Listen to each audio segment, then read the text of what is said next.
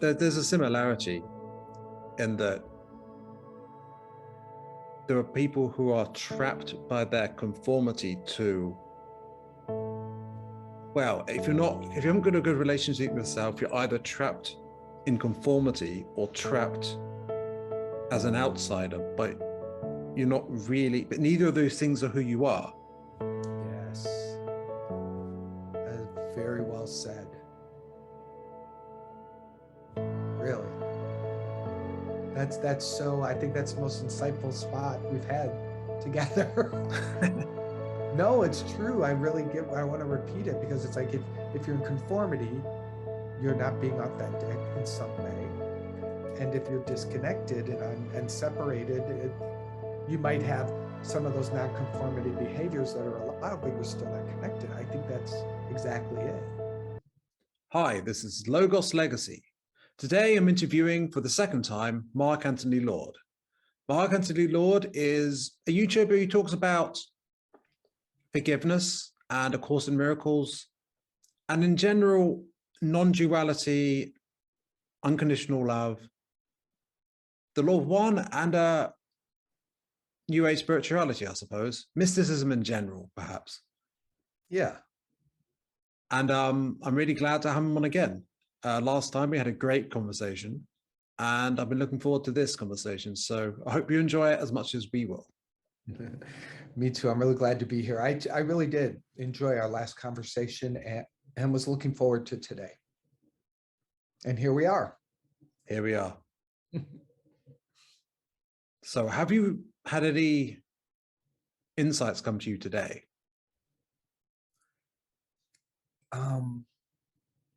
It's interesting. My year, we're just entering 2022 now. And the ending of 2021 was COVID, which I don't even know how I got. It doesn't make sense, but I had it. And a lot of emotional upheaval. I was experiencing depression. I was experiencing just kind of a loss of, I don't know about a sense of, it just felt disconnected. And the whole time, I just was making it an offering. My old self would have been, what's wrong here? What do I need to do? What do I need to take? Who do I need to see? And this time it was, let this be for something. And anything in the subconscious mind that I'm related to, that is ready to be healed, I offered it up. Any way that this could be of service to the greater collective, I asked that that be done. So I moved through it in a very conscious, intentional way. It's not to say that there weren't times where it didn't feel, of course it didn't feel great all the time. Feeling depressed is not a fun feeling, but the idea about it and the approach to it made it bearable. It made it okay to be here. I'm still not totally, I feel like there's like 10% left or something, but it's got me praying. It's got me on my knees in the shower, talking to the Holy Spirit, really dedicated to practicing what I know, thinking the thoughts that align with the highest truth that I can access, simultaneously knowing that the experience that I'm having is not who I am. So I share all of that to say it's been quite a ride for the past, I'd say 3 to 4 weeks. And it's totally okay. It's interesting to do it consciously and prayerfully and in service to something, Yeah, sounds like shedding snakeskin. Mm-hmm. I mean, for me, it was about adding a lot of pounds, I guess. It was about eating too much. But, I guess that's experiencing what you don't want, because afterwards, I had a great time, right? Nice time with family and stuff. But by the end of it, I decided that I needed a dopamine detox, I guess. So that's what I'm focusing on. Personally, I'm not looking at a screen after, well, this is an exception. No, I'm not looking at a screen after dinner. But obviously, if I'm interviewing someone, yeah, yeah, that's another matter. But there are ways in which we don't give ourselves the space to really be present because we're sticking with what's comfortable. I just actually watched a short video by Laurie Ladd talking about exactly that. Like, what are you being too comfortable with? Because that's like what you'll be letting go of this year. Well, at least certainly it serves us to do that.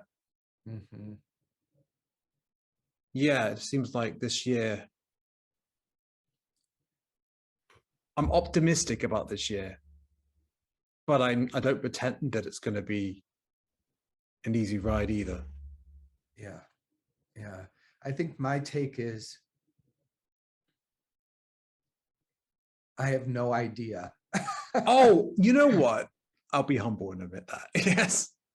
I mean, I really don't. I mean, I think our world has been, I've never known life the way it's happening now. I don't think any of us have in our own different versions. So it's really like, well, I thought this pandemic thing would be over. I sort of made up stories that, oh, this is just something we'll go through and then it'll be done and then back to normal. I did have that back to normal thing. And I don't have that now. I'm more like, there's something big shifting. That's what I think. Yeah.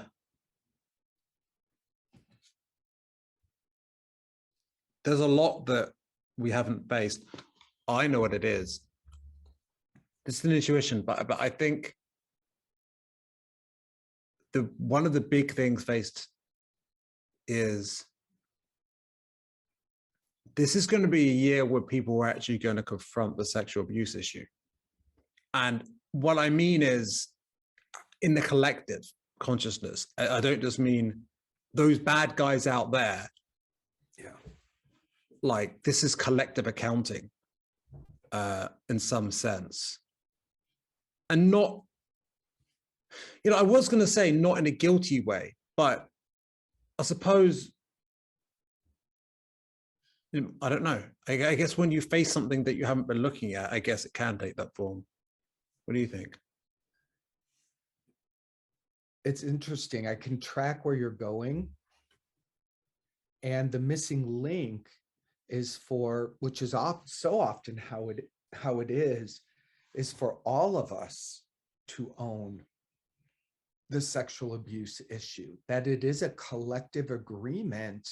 Of course, we all go, oh, that's horrible. Oh, that should never happen. And when we all join in the chorus of this isn't okay. But the truth of the matter is, if we really were courageous, we'd go, of course it's okay.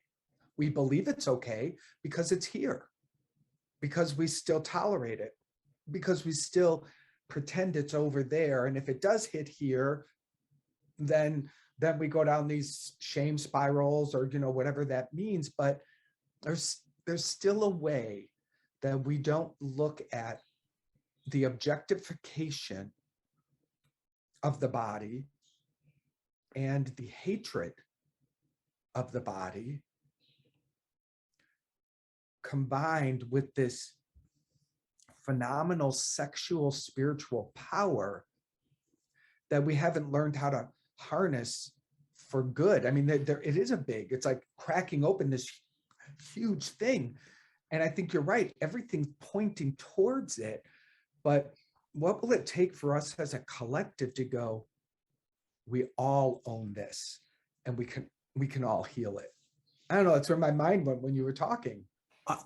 I don't know what it would take, but I feel that perhaps a realization I've had is that the most extreme cases are perhaps the the end result after thousands of years of what originally is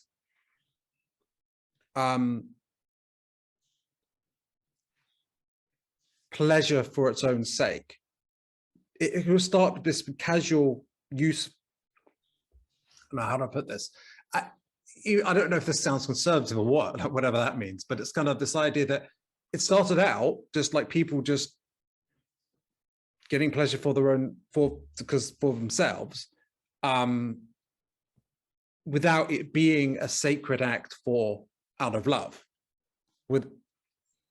And then the more distorted it got, the more distorted it got, I suppose. But we can heal it now. We're ready as a collective.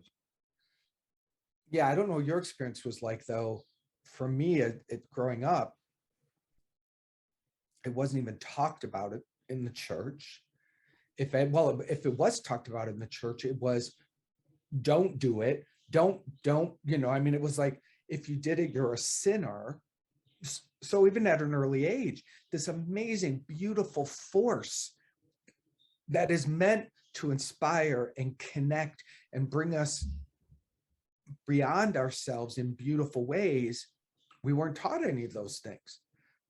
The churches, the religions, so many organizations, establishments repress it, try to control that which won't be controlled, make people feel horrible about it. And then when you become an adult and get married, which is the only acceptable way, then turn it sacred.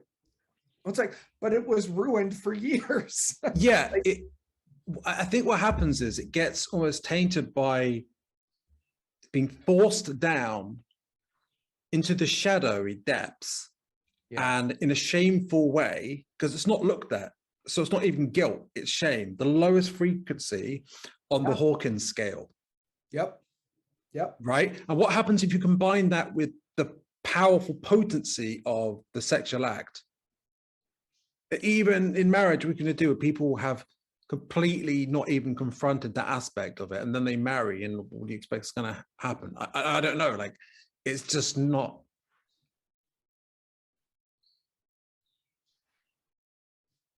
It's an aspect of ourselves, of our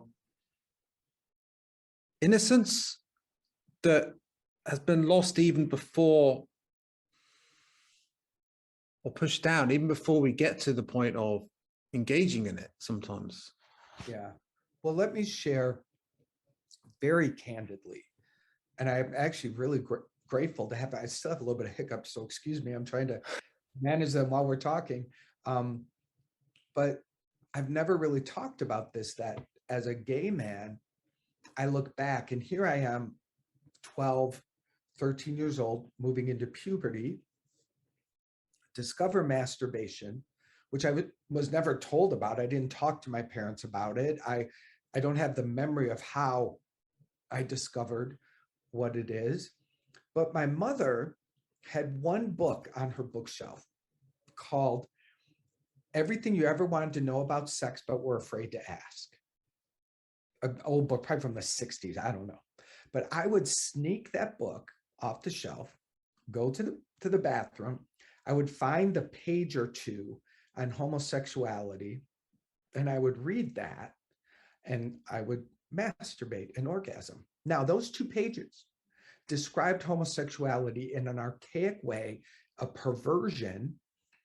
It was really not listed any way positive.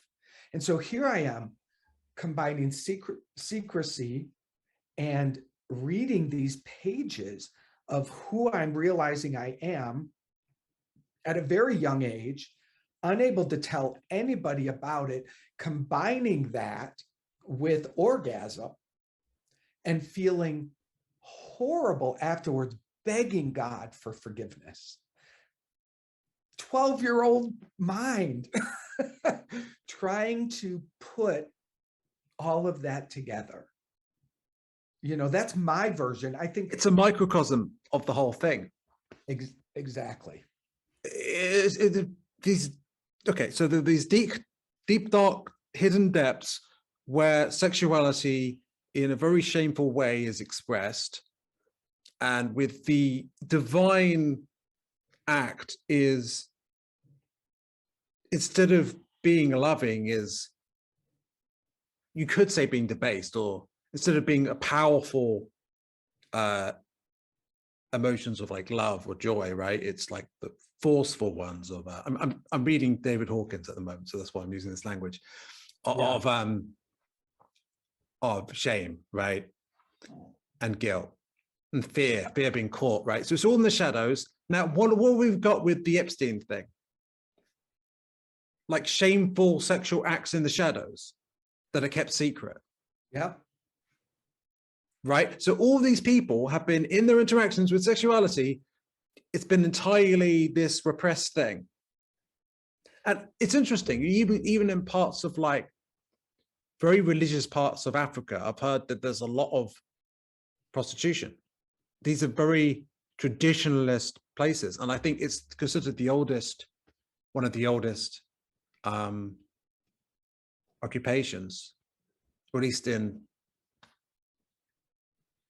well, I don't know if the oldest, but yeah, it's been around for a long time. So like, it doesn't stop it. Like being people being ashamed of it doesn't stop people from doing it.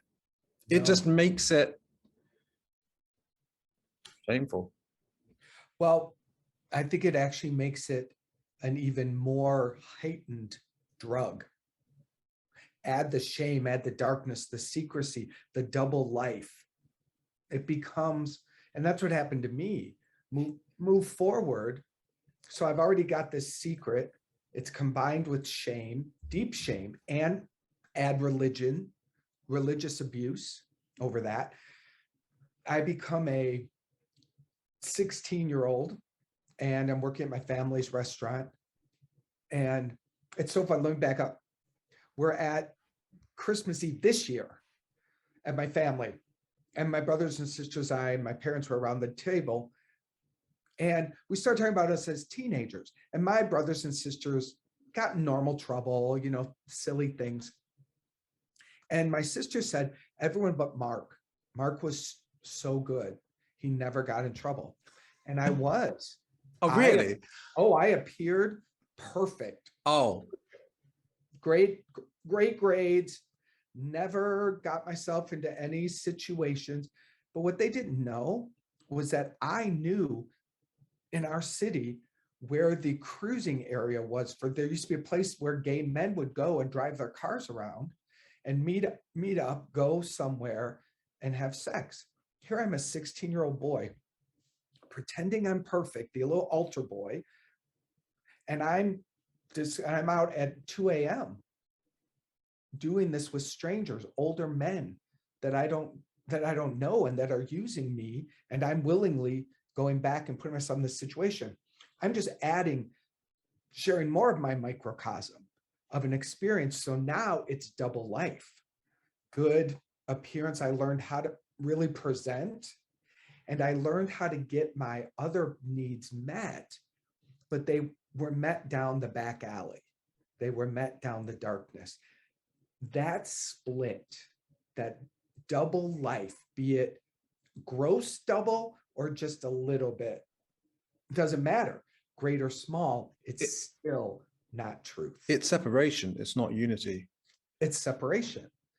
So, and you can add that people who have fantasies that they shame, people that participate in viewing things online, all of these, those are all separation, shadow, double life experiences that support abuse getting worse and worse, and all of these things that are so harmful to this beautiful, what I really have come to know and say is this sexual power is beautiful and it's creative. And when it's channeled up to the heart and shared with someone from the heart, or simply used to paint, to write, to create in any way, when it's risen up and joined with our spirit, it's oneness.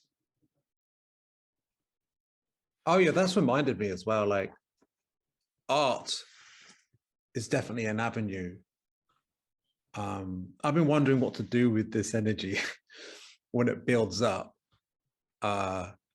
especially because I'm acquainted with addiction. You know, I can't pretend I haven't watched pornography. Of course I have, and other addictions. But even if it's like watching YouTube or something, right, playing computer games, whatever. Like, I think most of us, honestly, are addicted in some way. And Yeah. would you like to talk about how we can work with, suppose we haven't got a partner to work with, like how do we work with our sexual energy in a way that's, if not loving, at least not shameful? Yeah. Well, a wonderful practice is really to use the chakras. And one of the things that I like to do is to open the second chakra, which to me, and I think generally, represents passion, sexuality, that power. It's that orange light in the second chakra, which is just below the navel. And I'm placing my one hand on the, I'm trying to lower down, but place my hand here and here, my second chakra and my heart chakra, opening the heart, imagining the second chakra opening, and then just lifting, like literally rubbing up against my body, and imagine moving that energy up so that it's not disconnected, which is what happens. We slice here and then it's below and up. But if we just imagine it rising up, and as I'm moving my hands, I'm imagining this orange ray energy just rising up and moving into the heart and letting the heart be open until both my hands are here. I just imagine that streaming up, getting that heart open, getting that connection here, and then saying, what do I want to do? Do I want to have some sexual experience with myself? Do I want to have some enjoyment with myself? Can I do that now that I moved into my heart, so that it's not like a boom below the line, just action? It's a connected thing. It's a beautiful thing if you are sharing sexuality or passion with another, to take a moment together to move that energy up into your heart space, to connect with each other with the heart, look eye to eye, even for a moment. These are ways where we cause connection. And then if you go into an unconscious sexual sharing or something, I don't know, it doesn't matter as much because you set it in the beginning with a different intention. How easy is it for someone to open the heart in that manner that you mentioned? Yeah. How easy is it? Yeah. Well, I don't think about it as being easy or hard for me. It's not like I go, oh, my heart is closed. I don't have that experience. I have the experience of the heart just receiving, and I just imagine it sort of filling up and connecting. In fact, my business partner, Aaron Abke, who you know, he's the one who taught me this, actually, that the lower three chakras can really get out of alignment and can get messed up.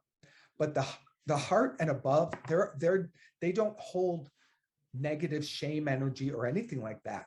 All they do is open and close. Like if something's broken in the lower three, I guess, if you will, and the heart doesn't know the resonance of fear or shame, the heart just closes. But it doesn't carry the energy. It doesn't have anything that holds. It just either closes or opens. So my point is, a conscious, loving movement of this sexual power up into the heart. I just imagine that the heart receives it and opens naturally. That's my experience of it. Might be different for others. If you're not trying to force it, Yeah. it's fine. But I wouldn't also think about it too much. I would just kind of practice it and let it be imperfect. Like the first time you do it, don't even worry. Let the movement alone be sufficient. Don't overthink it. My intention to move this sexual, beautiful passion and power to my heart. That is my intention. This movement is just to support the intention. And I take a moment to say, my heart and my sexual power are connected. I believe that's a great beginning. It's kinesthetic and it's feeling. What I love about, well, what I love about you, I guess, is that it's so real and emotional. A lot of people might, especially these days, get caught up in thoughts, basically. Yeah. And not to knock at all what Aaron does. You can totally use the ego's thoughts for awakening as well. Yeah. So would you like to talk? Sorry, go ahead. He and I often acknowledge our very different approaches to awakening. He's very mental about it. You know, he moves to be the observer, notice it, pay attention. Like he moves to the thinking experience of it, the observation experience of it. And I move to the feeling nature, the call upon the Holy Spirit, the more, maybe he's more masculine and I'm more feminine would be another way to describe it. You'd be a perfect couple. I'm just kidding. We are in business.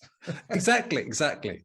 So I've been wondering about, there seems to be a connection between shame and addiction.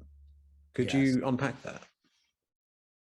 Well, shame is fertile soil for addiction, truly, because shame is, again, in our culture, we're not taught how to hold it, how to be with it, how to talk about it. Shame is so elusive. It's like a mist. It can crawl under doors. It can gaslight you here and then disappear. It's hard to, I want to get this, not from me. Think of shame of, like a mist that just, it's hard to locate. One doesn't know that they're in it unless they're finely tuned. Very often they don't even know it until they're in the after effect of it, meaning they made a choice that they didn't even want to make. They got involved in a sexual experience. They overdrugged, they overdrank, they stole something, they lied about something, they did a behavior outside of their integrity. And after the fact, they have this, if they're even conscious then. So because shame is destructive, because shame disconnects, this is why we say it's fertile soil for addiction. Addiction's main purpose in the onset is relief.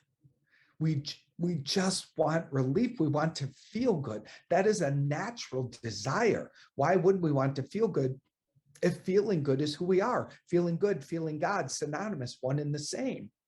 That is a genuine desire. But when we've convinced ourselves at such a low vibration, as you've mentioned, the lowest on the scale, that this is true, this is who we are, this is what we're hiding that energy pocket, add any kind of behavior in search of finding joy, and that behavior becomes destructive. And then we lose our ability as addicts to stop it because it worked the first time. It worked. I felt horrible about myself. Didn't know I felt horrible about myself, but suddenly whatever I did made me feel alive. That's the seduction of addiction. I remember a dear friend of mine, Maureen, an alcoholic. She remembers 5 years old being sick and her mother giving her whiskey honey combination to make her feel better. Well, for her, she drank that combination and she will never forget how amazing she felt. She felt free. Connect that very powerful feeling with any action. And shame in the mix, it's so toxic. It gets people all the time. And then you go back for more. Then what you were doing isn't enough. So it's got to build and build because it never resolves. Addiction never resolves. The only purpose of addiction is to destroy. Addiction wants your life. That's all it wants. Now, addiction doesn't understand, like the ego, that if it destroys its body, the body from which it's living on, that it too dies. It doesn't understand this.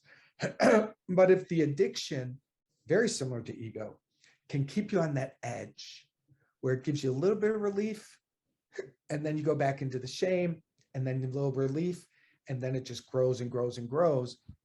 There's no way you can win the shame game. There's no way you can win the addiction game. So what do? Why does it heal? When does it heal? When we finally surrender, when we finally raise our hands up and, call upon God. And addiction is a spiritual disease. It is a spiritual disease. That was my experience when I struggled with addiction in my 20s. The behaviors, the drugs I was participating in, honestly, I wasn't at a real strong bottoming out experience of it. I maintained my job. I maintained a lot of good things in my life, but I was blessed with my soul becoming so empty. I was so spiritually bankrupt that I wanted to die. It wasn't, I hadn't gotten there with the drugs. I got there because I knew inside me, I'm like, I'm dead. I am dead inside. It's being a zombie. Yeah. And that's what got me to throw my hands up in the air and tell my secret. Because I was living a whole double life. But I told a friend about it. She told me about the 12-step world. And I started going into that. And I could never. My true healing was spiritual. My spirit was restored. And that's when things started getting better. I just went on a long, I don't even know what I just said. I hope that was helpful. Oh, it was.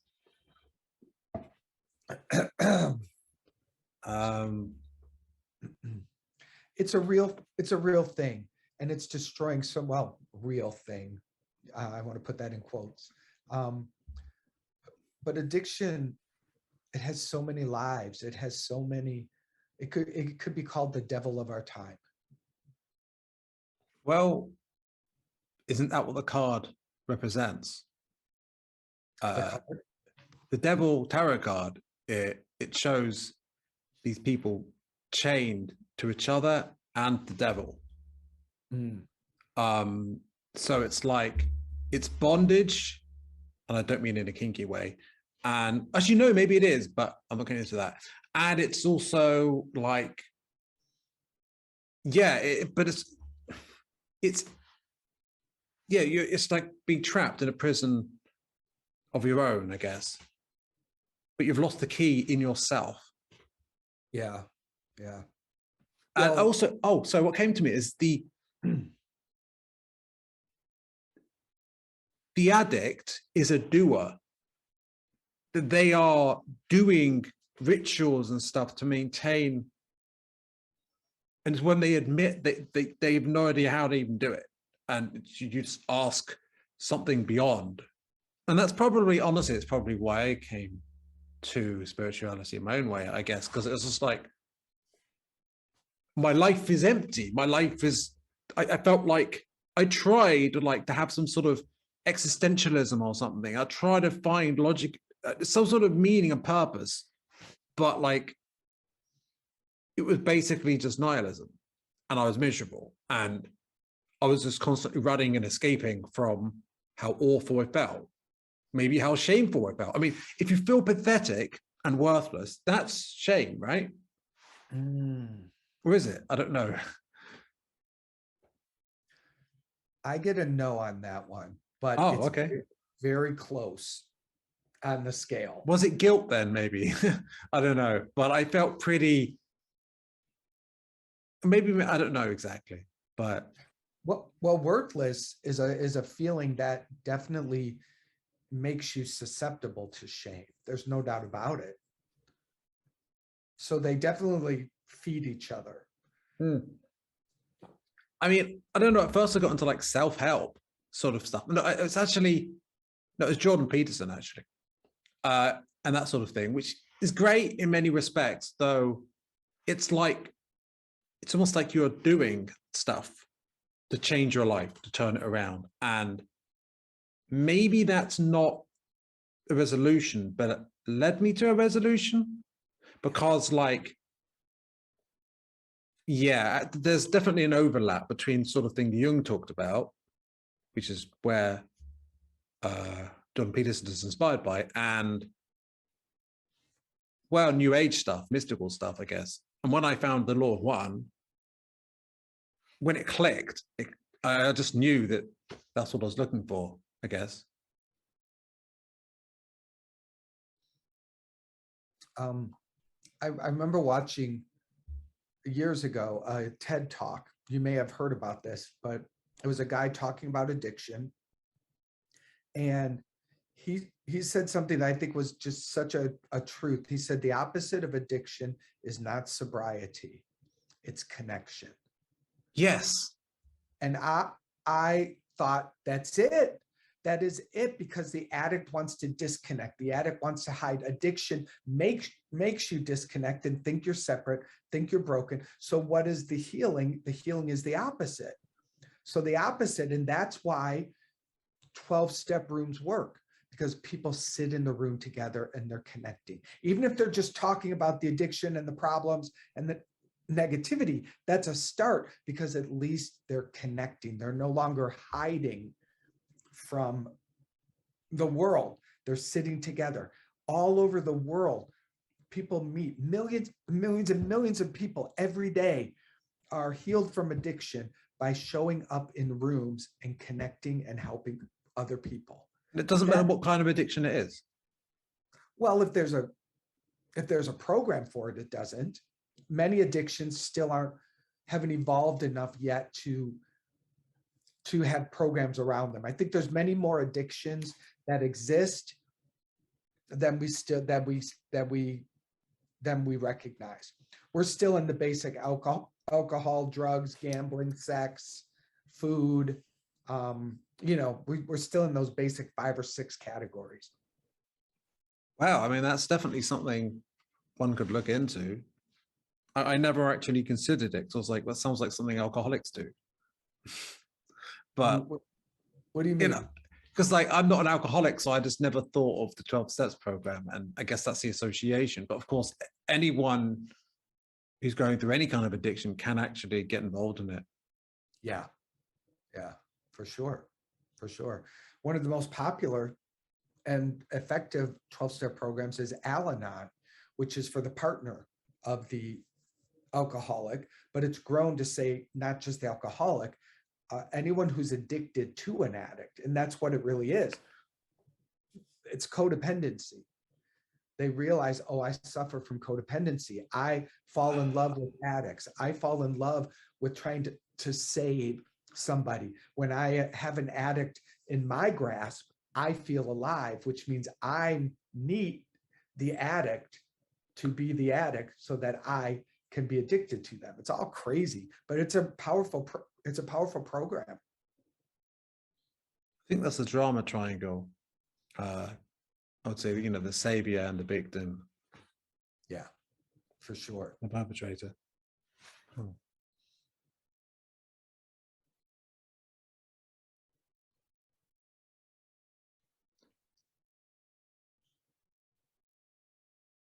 So those paintings on your wall, what are they about?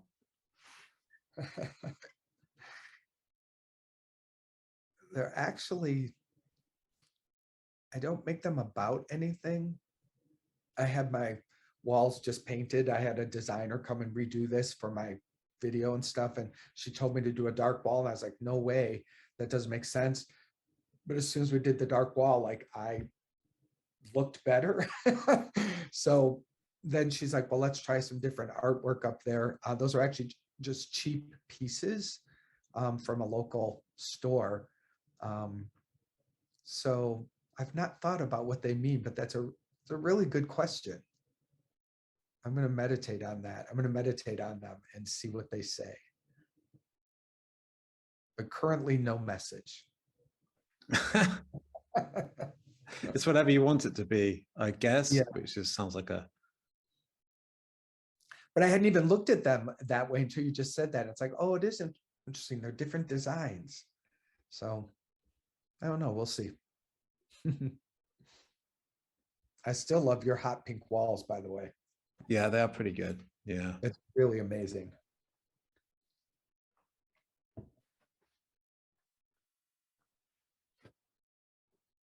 So, I mean, I admit I'm not sure what to say, but that's okay, I guess. Yeah. Well, we took a deep dive into some really interesting places. And I'm grateful for that. I respect your courage and willingness to go there, because so many people I talk to don't, you know? So I'm actually feeling, and that's an amazing thing. Like I'm feeling alive being here. Why am I feeling alive? Because, excuse me, having an alive conversation, a real conversation about something that matters. And that's deep. And I love that. I think that's what I love most about this podcast. I mean, I like the solo casts, obviously, but when I have a connection to someone about something I'm passionate about, something that matters to me at very least, like that's amazing. And I think that that's important, I think, in life, to either find something where you can feel that way or to find it in yourself to feel that way about what you're doing.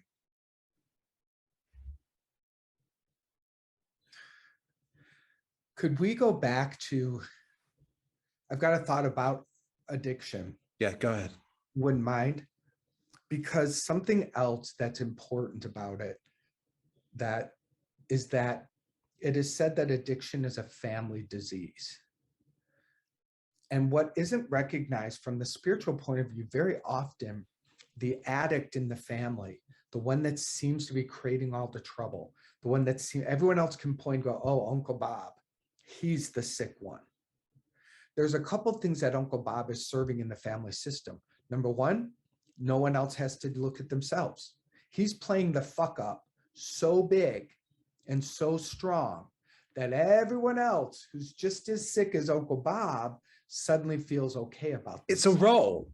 It's a role. And they're all in denial because, well, I'm not as bad as Uncle Bob. I mean, I'm amazed at how many family systems I've seen where let's stay on alcohol, because I worked in treatment centers, where the alcoholic is in the treatment center getting better. The family comes around for family day and they're shaking in their shoes. They're scared to death to be there because they think they're going to be, attacked. But the reality is like so often they're incapable of seeing their part in the disease. And I've come to see that addicts play the savior. Back to the drama triangle. They play the hero.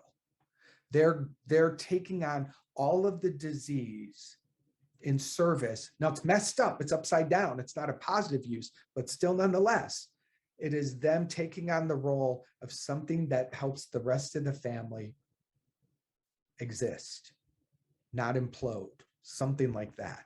What's also interesting is when an addict realizes, hey, wait a minute, I need help, I'm dying, and they start to move towards recovery, the family system doesn't know how to support them, doesn't know how to be around them, because they don't want to look at themselves. It's like, okay, you go get better over there.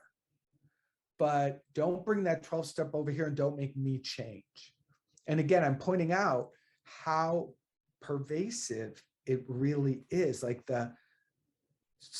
it's seldom does an addict walk into the family and go, hey, by the way, I have this disease. And everyone goes, oh, so do I. And they all sort of realize together that they've got this destructive force that's kind of wrapped around them. Maybe COVID and other things that are just so turning the world upside down, I kind of make it so that everyone, the rest of the family, have to face themselves just because of circumstances. Yeah. Well, a key symptom and a thing that keeps all addictions going is denial. And it's fascinating to watch. It's fascinating to watch how strong it is. And that's true for all of us, even outside of addiction.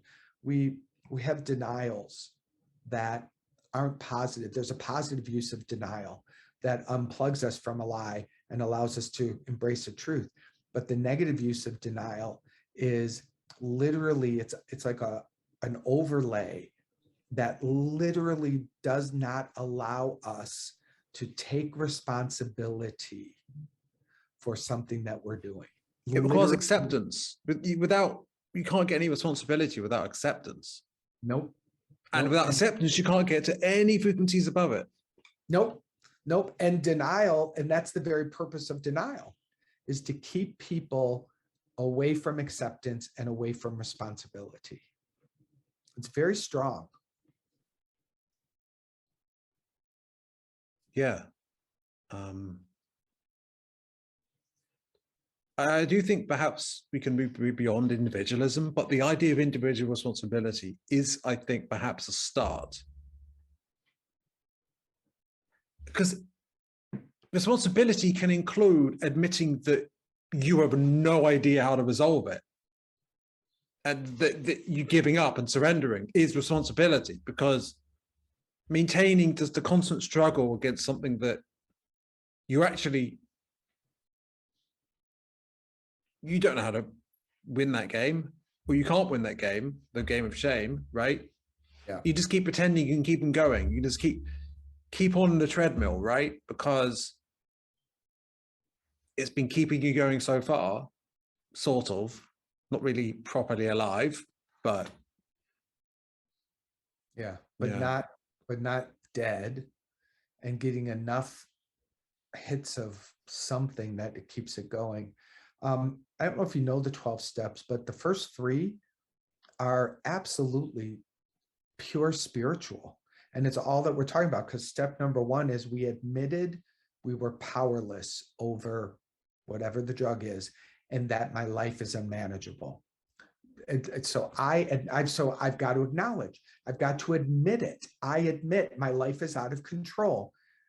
And when I'm drinking, or when I'm drugging, or when I'm sexing, or whatever I'm doing, I admit that I am powerless over this. So the first step is responsibility. Then the second step says, came to believe in a power greater than myself that could restore me to sanity. Restore me to sanity, meaning there was a time when I was normal, when my mind was normal, it was one with God. This power, this higher self, this higher power, the Holy Spirit, Jesus, God, whatever name you give it, there's some power that we must rely upon. And then the third step is everything, because it says, I made the decision to turn my will and my life over to God as I understand God. So right there, responsibility, recognition that you're powerless. Number 2, recognizing there is something greater than this disease that can heal it. And then you have to make the decision. That is a 1, 2, 3 spiritual practice in everything. Connection is a choice, just like disconnection is. Yeah. It might not be an easy choice if you're used to what, if disconnection is comfortable, you'll keep on doing it. Yeah. But you can choose otherwise. And then you choose to connect. And yeah, that's actually pretty powerful. Yeah.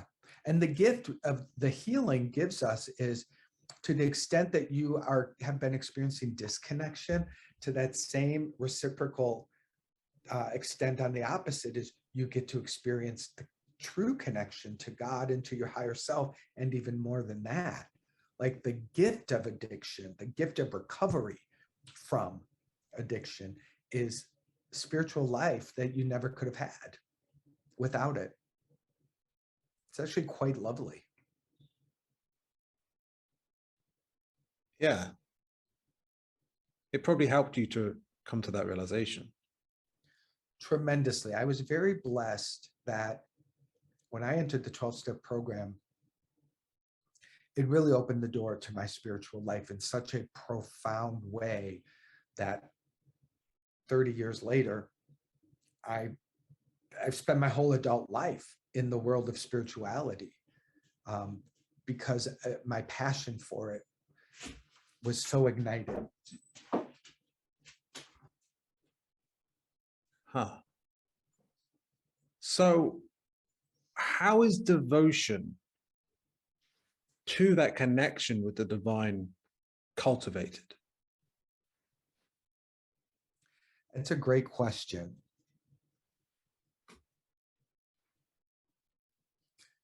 You know, one could, as we talked about earlier, opening that second chakra and lifting that beautiful passion and bold power up to the heart.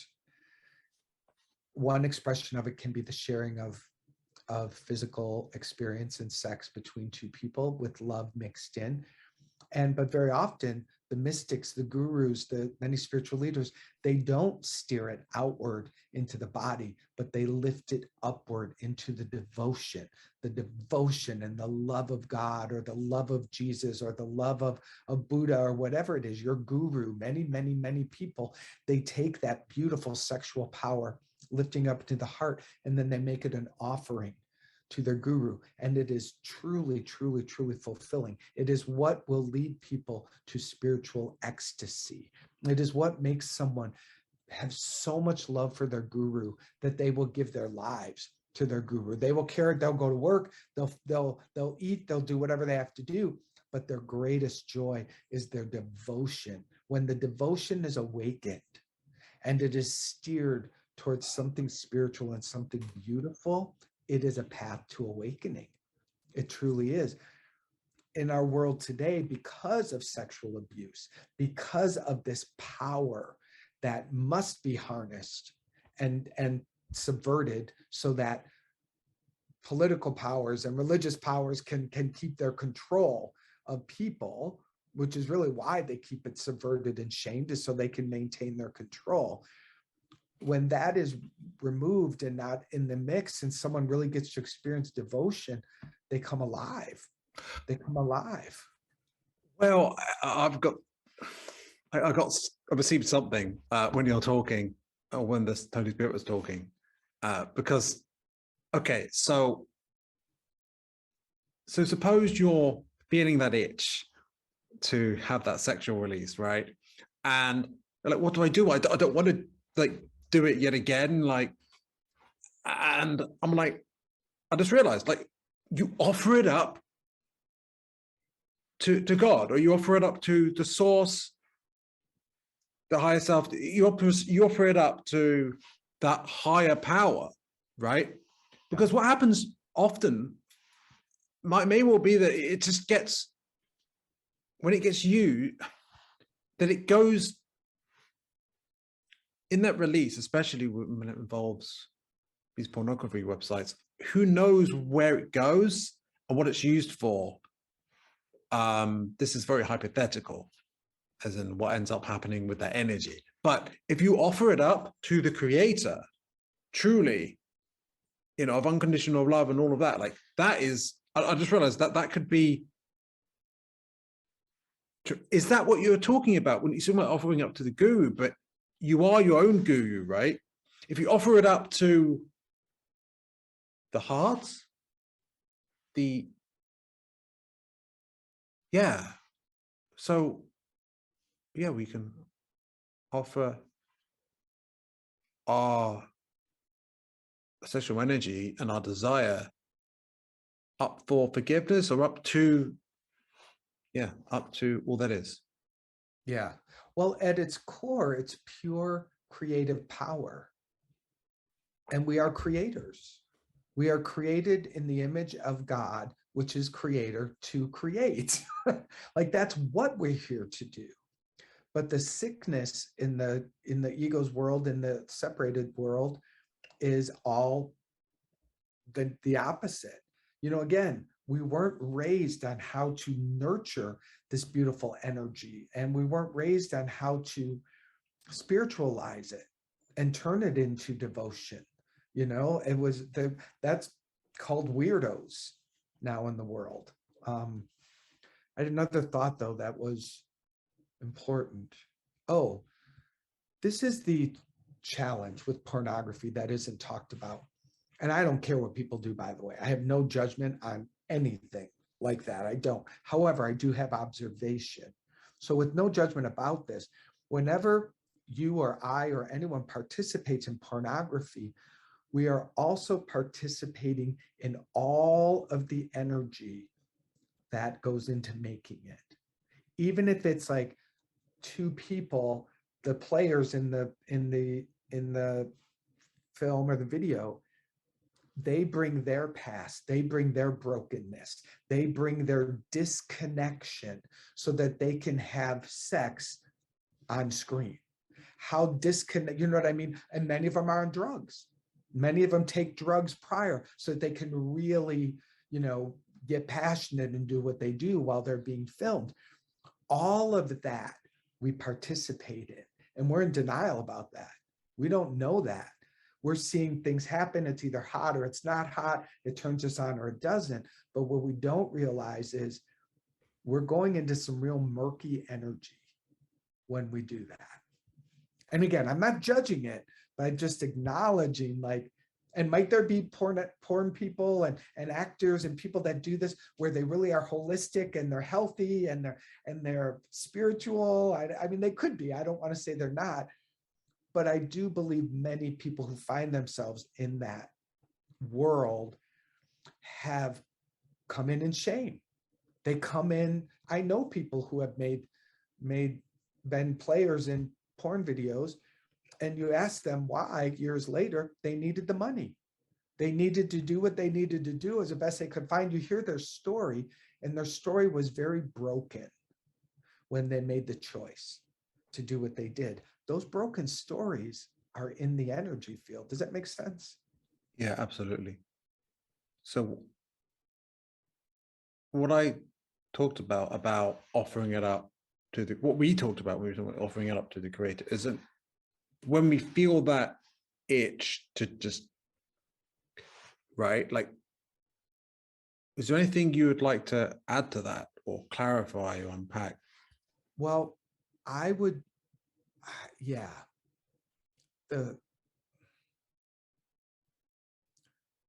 the movement, to the best of your ability, is to not judge the itch, to not make anything up about it, but to simply invite spirit into it.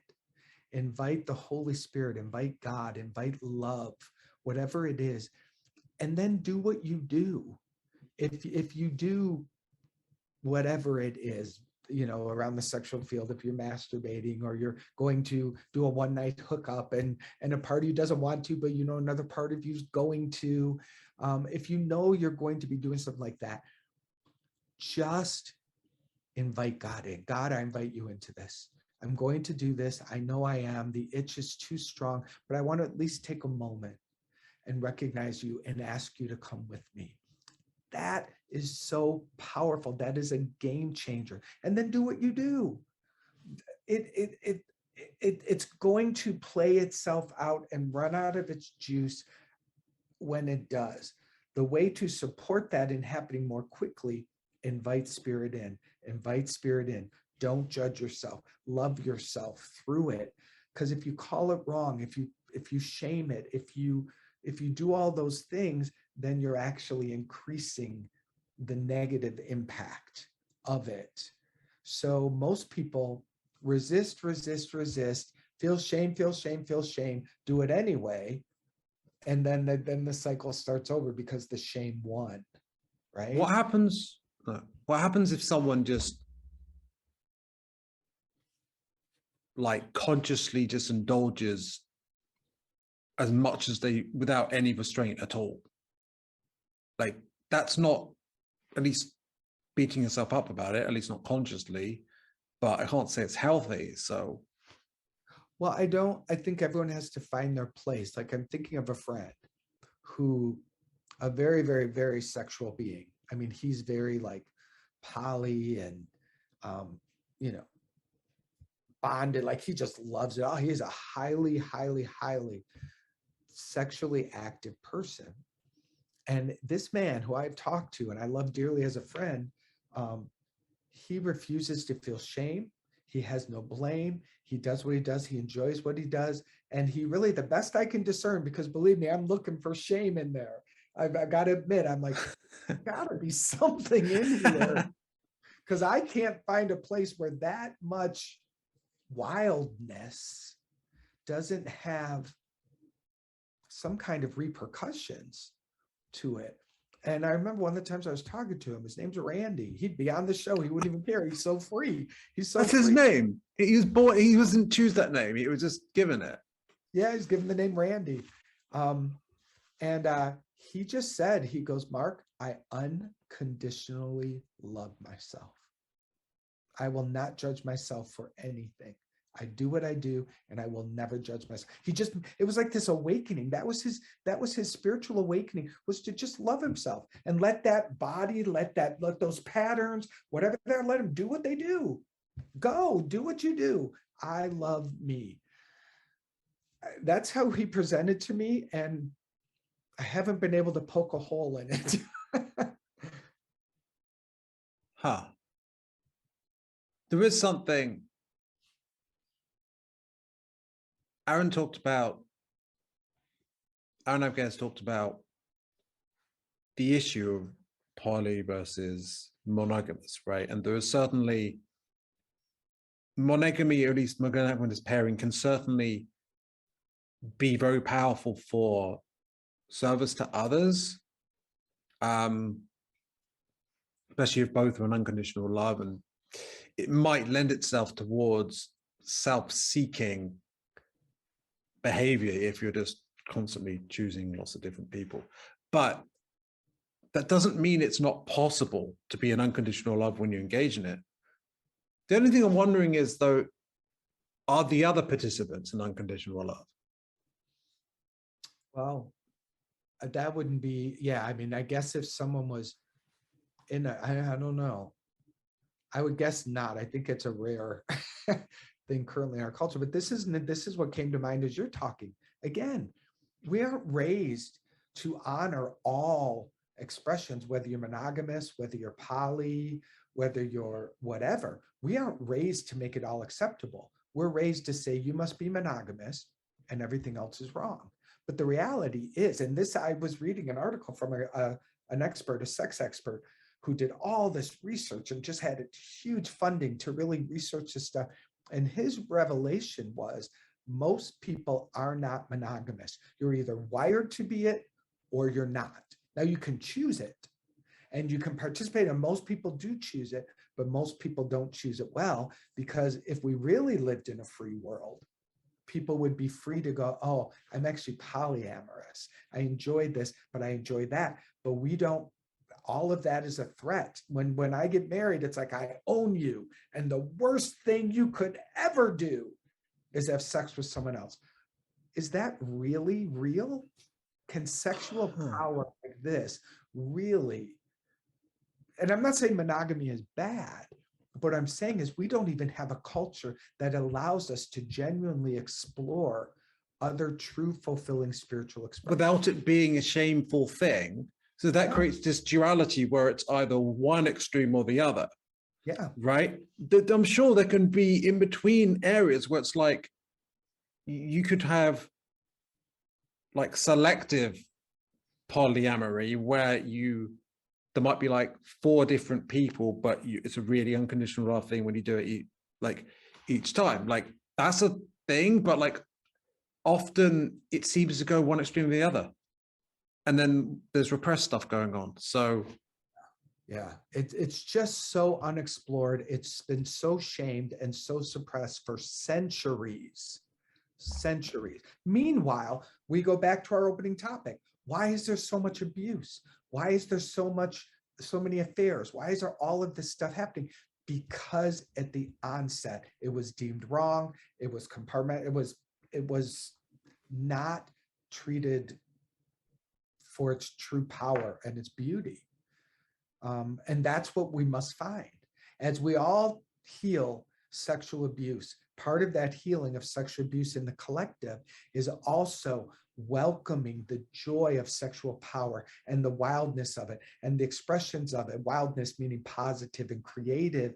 And, and how is that healthy for each person? How is it different? And how is it Yeah. all included? You know, I mean, imagine strung up to a wedding and you're sitting at a table and like, oh, there's a throuple and there's four and like all these variations. We're just getting to the place where you can arrive at a wedding and see a lesbian couple or a gay couple. You know what I mean? That's as far as we've gotten, which is good progress. We're not even close to what's possible. Yeah, I want to mention one more thing. This is what is beautiful about the gay world, specifically with men, gay men, not so much with the other letters, but gay men have given themselves the permission for sexual freedom. They didn't live in the normative, heteronormative rules of it must be only this way, missionary style, period. And there was a backlash to it because the homosexual world is also immersed in shame and secrecy because the world hates them. So, but they also have all this sexual freedom and all this sexual power and exploration and multiple partners and all of this stuff that's allowed in that world when no one judges each other. Gay men don't judge each other for any of this. It's like, oh, you like that? Go do it. Oh, you're in a throuple? Go do it. Oh, you were with an orgy with 5 people? Did you have fun? Like, it's a whole other world of freedom.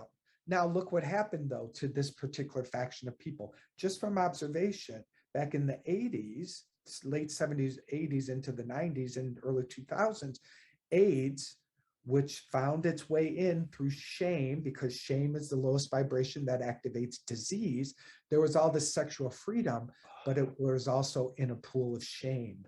And so where did AIDS find its entry point? Sexual disease in a group of people that were immersed in shame. Isn't that interesting? It is. I mean, I can't disagree.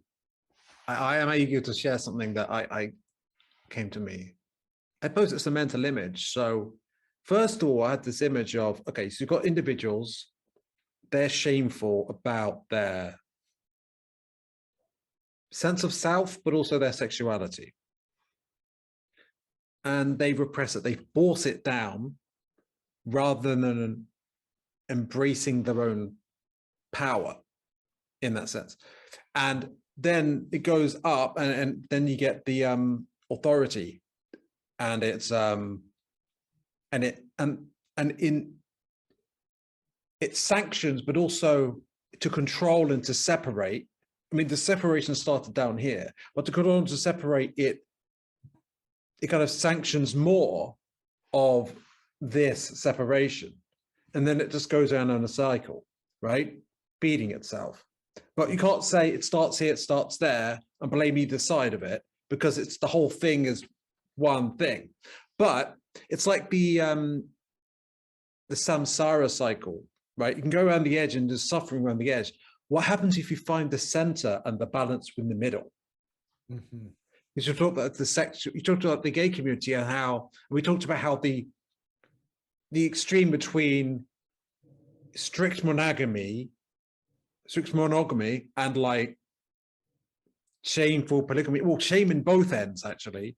And like, well, if we can come to an inner balance and an integration and in a connectedness, we can heal the messed up cycle, right? And we can come into an inner center of who we really are.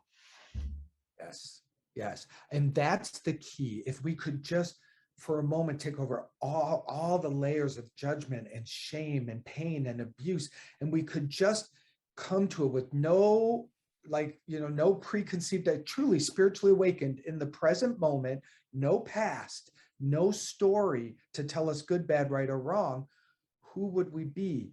Who would we authentically be to each other? And could there be a world so allowing and beautiful that it was all welcome? That's let us go to that, Oh, absolutely. And if we lead by example, that allows others to. And in the law of one, it says that, like for every one person who awakens, it has a multiplying effect, right? Yes. So our healing is like such a wonderful gift. We're healed with grace, but also if we allow ourselves to be. Yeah. But by allowing ourselves to be healed, we allow everyone else to be healed. Absolutely. It's shared. It's interesting, going back to, I won't keep harping on this, but going back to the gay thing one more time. I know some pretty powerful leaders in the gay world that, have made big differences. And now the gay community is coming into acceptance. There's much less shame around it today than there was 50 years ago. And that's beautiful. But some of these, I've heard gay leaders speak on their fear. Their fear is that we're going to become like heterosexuals. We're going to now have to be monogamous. We're going to lose all of that creative freedom, free-flowing power, because it's now going to turn into being controlled with the white picket fence and the marriage and the house and the kids and all those things, which aren't bad in and of themselves. But here's this community that has been allowed to have all its colors and all its freedom. And how does it become accepted and maintain its beautiful natural sexual expression? It's an interesting time. It is. Although I don't think that acceptance leads to control, personally. And of course, to me, yeah. I think we have to stay awake to that, though, because I am married to a man, and we live in a beautiful neighborhood. I have a white picket fence, and our neighbors are very allowing and beautiful, and we live in a straight street, and it's a very inclusive community, very, very progressive place that I live. And I often say to my husband when we come home from hanging out with our neighbors or having a dinner party, stuff like that, I'm like, I feel like we were just like straight. I feel like we were just like a straight couple with straight people, and we're good at it, and it doesn't feel inauthentic, but it'd be very different if it were a table of 12 gay men. Believe me, it would be very different. Huh. It's just interesting. It's just, and I'm the one walking the path. So you know what I mean? Like, I'm the one who's just observing and seeing and what is authentic for me. And it's just interesting. I don't know, we may be going way off to a not necessary conversation, but I love how we can just free flow together. Yeah. My relationship with sexuality has been interesting because well, I mean, I was diagnosed with Asperger's. I mean, that's not something that, and it made a lot of sense when I discovered it, but I'm also bisexual. I was repressed for a long time, but it was like, I didn't relate to the gay community for so long. Mm-hmm. So I don't know, I guess, I don't know. I don't know. I felt like saying it, but I don't know. I don't know. It's almost like, I don't know. I felt like I was observing for a long time. I felt like I was observing it like I was straight, even though I wasn't. I've always felt like, I don't know. I felt like outside of it, separated from it, which probably isn't good. I don't know. It's a judgment again, but then maybe part of the problem is that there's this gay straight separation or perception of separation, rather than a perception of they're one, they're like us. It's just taking a different form. Yeah. Well, I don't know if this is your experience when you're like with the gay community, you don't really totally fit in. And when you're with the all straight community, you might feel a little more like you can fit in, but do you really? And my experience is not around my orientation, because mine is very clear in my orientation, but where it does get confusing is in my gender, because I am very gender fluid. Inside, I'm not a man any more than I am a woman, I guess. I don't know. And I'm not even either of those. Like, I can't find a gender identity that makes sense to me. So it can really cause me to feel like I don't belong anywhere. Because if I'm in a room with women, I don't look like them, but I feel like them. I can talk with them. I can naturally belong. But there are also conversations that I can't have because I'm not female. But you put me in a room with men, and I'm like, oh God. I mean, I look like them physically, but I can't. I don't relate. I don't relate to how they joke. I don't relate to how they seem like they're talking, but they're not connecting. Like, it's all confusing. I felt like that about most people for a long time. But also, like, I was the one disconnected at the same time. That's an Asperger's thing. Although I will admit that that is something that I'm feeling like I'm rising out of Asperger's, but that doesn't mean into conditioning, though. It just means, personally, I feel more connected when I'm with, I suppose, those who are spiritual, but I think we really need to focus on our connection with ourselves. Otherwise, we won't really feel ourselves when we're in a community, because often these communities are almost built out of people who aren't present with themselves. And it's like people looking outwards because they're not connected within. So yeah, we don't necessarily need. Only problem. It is the one problem. Don't you think? Yeah, because otherwise we'd just naturally form unified community rather than separate communities. It's a symptom. Yeah, yeah. I love that you shared with me that you have Asperger's, because I love people with Asperger's. I truly do. I think you're brilliant. I think you bring gifts to the world that the world needs, the way that your mind can work. And it's different ways. I know for different people, I don't know enough about it to speak fully intelligently about it, but there's just a brilliance about people with Asperger's that I'm so inspired by.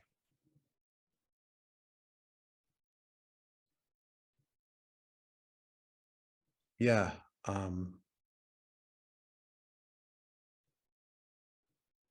There's a similarity in that there are people who are trapped by their conformity to,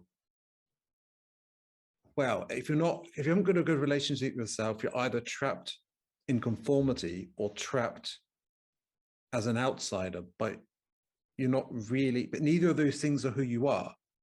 Yes. Very well said.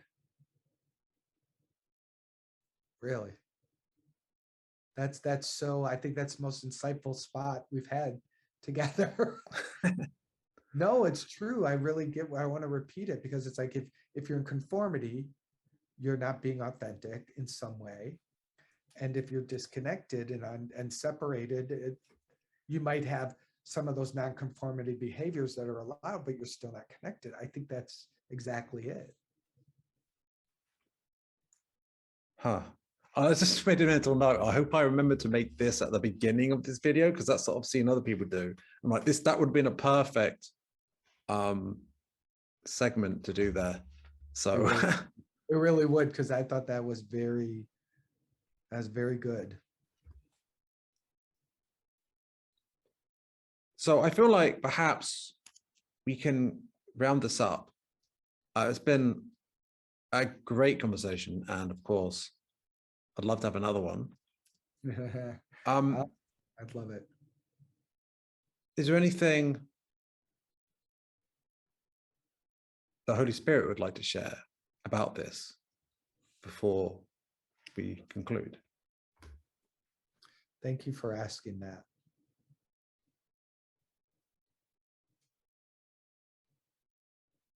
So I will say what I hear, which is what I'm only asked to do. This has been such an important conversation. And this conversation was intended before you even showed up for it. So we honor you for keeping your commitment and your appointment to this conversation.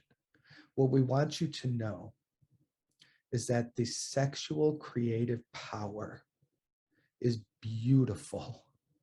It causes life. It causes life on every level, at the physical level, of course. But that is the grossest, if you will, not negative, but the most dense expression of this power. This creative sexual power can heal. It can heal in ways that humanity hasn't even begun to access. When it is brought to the light, when it is celebrated, when children are taught how to masturbate in a self-loving, affirmative way, where it's all beautiful and good and glorious, when people, when couples and relationships are able to have open, on the table conversations around their sexual curiosities and their entertainments and their desires in a non-threatening way, when marriages are established not by control of this power, but for other reasons, when marriages come together for many other reasons that are much better reasons to be married than the sexual place, when the sexuality is set to be free and enjoyed, it can be harnessed, which is different than controlled or suppressed, for sure. Harnessed means that you steer it and it flows where it serves you. Oh my goodness. Children will be healthier. Relationships will be beautiful and delicious and creative. School systems will be completely recreated. Religious systems will be blown up so that people can come together just for joyous, ecstatic experience. People fear that it will destroy. And that's why they keep suppressing it and hiding it and running from it and abusing it. But it is quite the opposite. It will bring life. It will bring color. It will bring acceptance. It will bring beauty. And this is what shall be. This shall be. And your conversation today is in service to this. So we honor you and we thank you.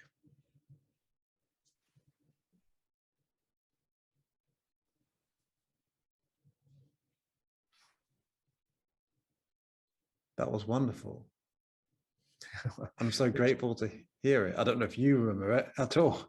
I don't. I know. I usually come out of it. I go, well, I know those were not my words. I don't quite know what was said, but I always have to go back and listen to it because there's a way that I don't listen. You know, I had a tiny bit of, sorry.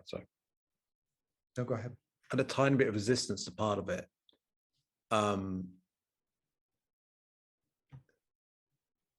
But I realized that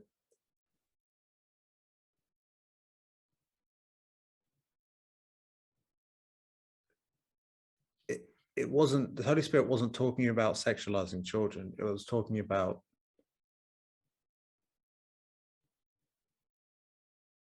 mature conversation about what the sexuality they will step into themselves will be, so that there's not shame and misunderstanding about it. For their sake, not for anyone else's.